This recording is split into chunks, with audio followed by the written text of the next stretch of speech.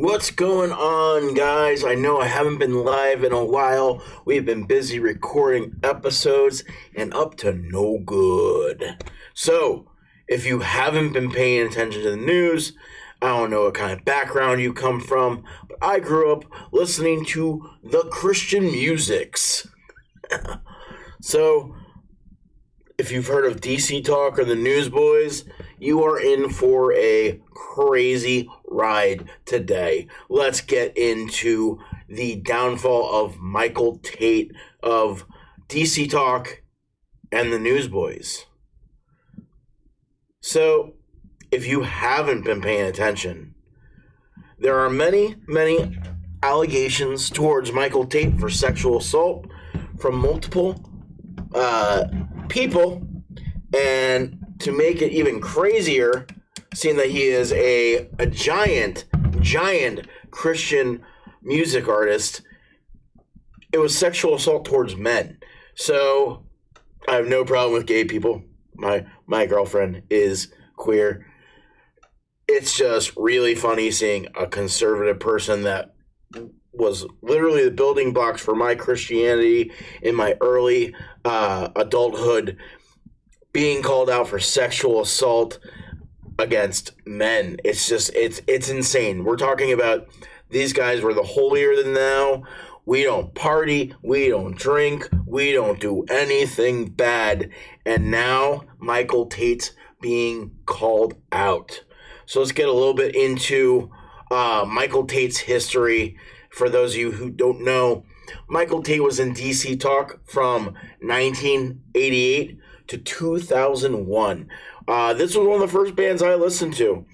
They started out as like an R&B rap group, and then turned to the grunge as Nirvana and Soundgarden and all of those 90s bands that we all listened to were taking off.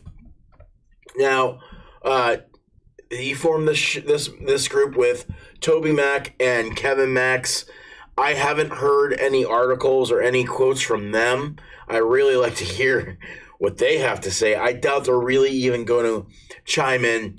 But also, Michael Tait from 1997 to 2007, he had his own side project just called Tait.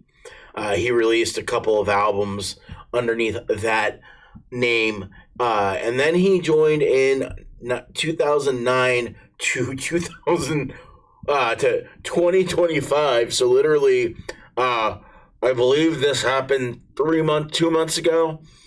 He was in the band The Newsboys.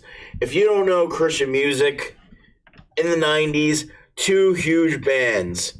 There were a couple huge bands, but two of the biggest ones were DC Talk and the Newsboys. If you listen to Christian music, you knew who these gigantic gods of Christian music were. So he was the lead singer from 2009 to 2025. And let's see, so far the accusations have come from three men aged around 22, alleged that Tait sexually assaulted them during events from 2004 to 2014, often involving drugs and alcohol. Two claims that they woke up to find themselves fondled, also described being offered cocaine and subsequently touched non-consensually.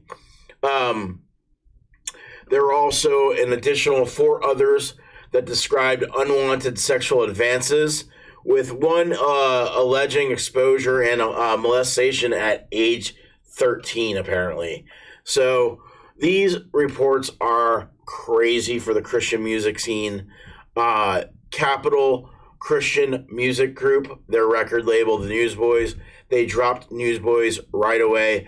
K-Love Radio pulled their music, and several of their tours were canceled. Rightfully so. So, funny enough, I've got some really good quotes here. So we're going to get into what some of the peers in the music business have to say, not necessarily the Christian music industry. But Tait's response was, much of my behavior It's sadly and largely true, is what he had said. He said he was living a, quote, double life, deceiving friends, family, and his bandmates. And he's seeking to privately heal. So let's get into a Tait quote that I found through one of the news reports.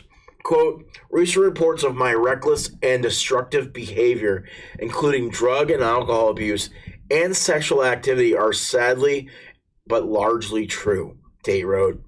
For some 2 decades, I used and abused cocaine. It's crazy for me to hear this. Consumed far too much alcohol and at times touched men in an unwanted, sensual way. Man, this is crazy. I really did love DC Talk growing up. They put out some really good albums for Christian music.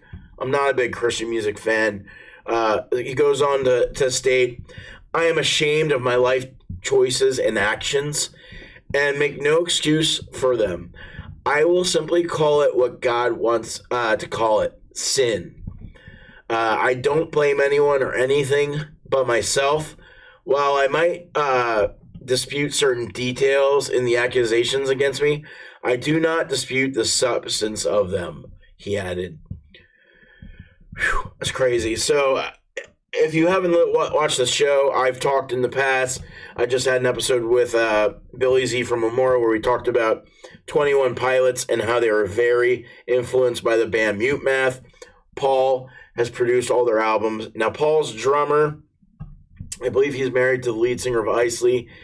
I actually watched his video where he talked about, because Mute Math was kind of a Christian band. Paul came from a Christian band called Earthsuit, so they definitely played some Christian shows early on. Their success got them way beyond the music, the Christian music industry.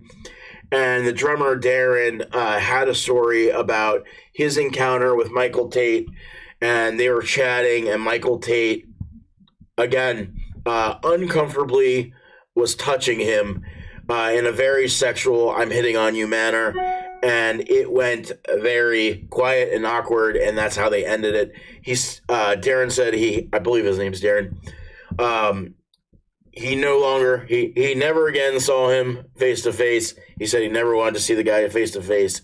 He was very disgusted by the guy's behavior. But I want to get a little bit into, I've covered on the show one of my favorite bands, Paramore.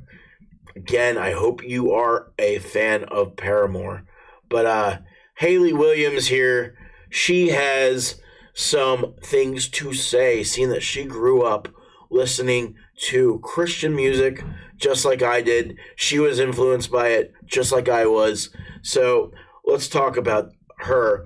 Quote, no one but the TikTokers who broke this story has said a word about Michael Tait needing gay affirming support. Williams, quote, because this is a man whose entire faith identity is built upon a faulty structure of self-hatred to please a system that would rather cover up this behavior for 20 years and making money off of it, rather than accepting being gay, that being gay is not a problem. Again, Hayley's going straight to the attack on the Christian music culture. This stuff has been going on for years with Michael Tait. They continue to make money off of him. Swept it under the rug. I don't know. Doesn't make me very happy. So Williams went on to explain her familiarity with the Christian music industry. Quote, I grew up around this, she wrote. Quote, I'm not afraid of any of these people. Most of them have ripped me off anyway by now. How many stories like this from this very small corner of the music industry will we hear before we realize capitalizing on people's faith and vulnerability is a sin? Man, I love that quote. Capitalizing on people's faith and vulnerability is a sin. It's one of my huge problems with the Christian music industry. So Hayley concluded, I hope the CCM industry crumbles and F all of you who knew and didn't do a damn thing. I bet I've got your number. And by the way, if you're not angry too, then maybe it's time to question why. Man, hard-hitting Haley Williams. This is something I want to say sexual assault has been this is the first time I've heard any big cases in the Christian music community. If you have heard, comment in the comments down below of anyone who's been called out or been accused in the past. I can't really think of any large Christian artists. I know there were a few small bands where they kicked out members for being accused of different things like that, for sinful acts. But this is crazy. This is a band that I grew up listening to. I've seen them in concert multiple times. Yes, I've seen DC Talk in concert. I've seen Michael Tait play live. I want to say I've seen them 3 or 4 times. I saw them at Villanova College back in the 90s, late 90s. I then saw them at Creation Festivals a number of times. They played all the time. We're talking one of the largest Christian bands in Christian music history. So, as a former Christian music fanatic, this hits really hard. But it doesn't surprise me. We're talking about people. No matter what they come from, whether they're from a faith background or they're atheists.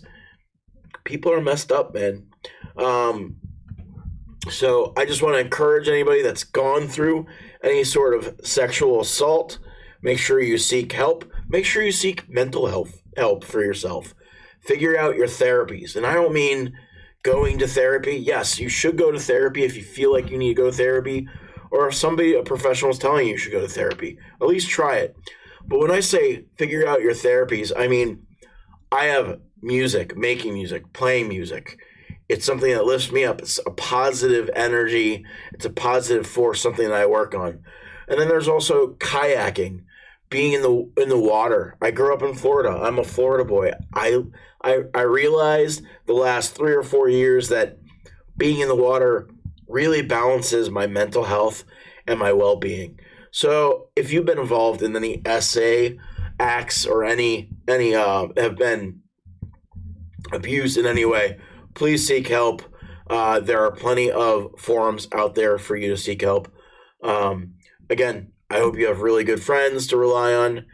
This is a crazy case. I'm sure we're probably going to see more people come out.